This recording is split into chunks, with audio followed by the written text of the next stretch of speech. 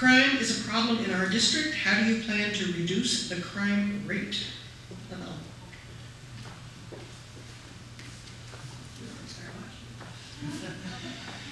Well, I think it's a question of priorities. You know, I know some communities have been considering. I think the city of Alameda bought this ballistic armored tank vehicle, and it cost $180,000. To me, you know, some cities put that money into actually schools and supporting schools. I think that's a better way of going.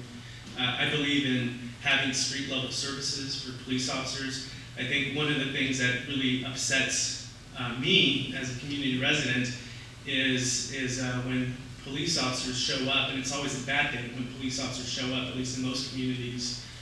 We need to make it so that police officers are present and get to know the community, that there's actually community policing happening.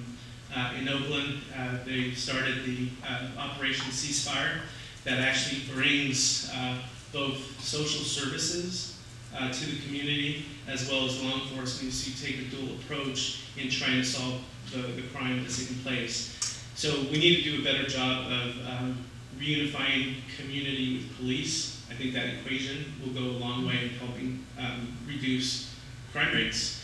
And at least in Oakland, there's no doubt that we need more police officers on the street. We only have about 600 police officers, and we should be probably closer to 800 or so. And I think that's another piece of the equation.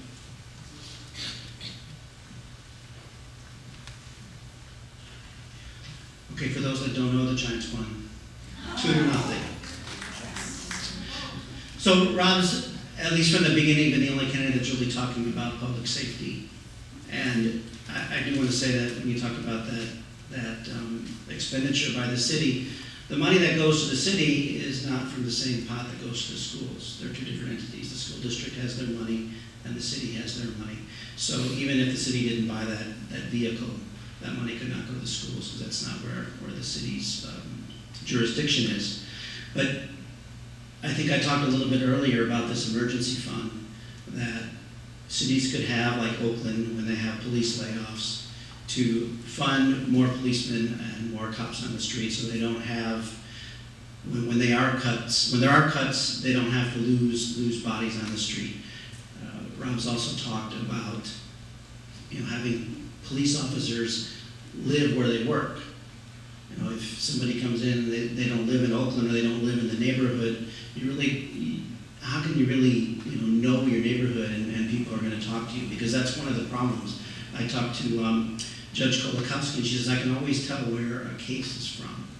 Because if it's in Alameda, there's like 9 cops ready to testify and all these witnesses.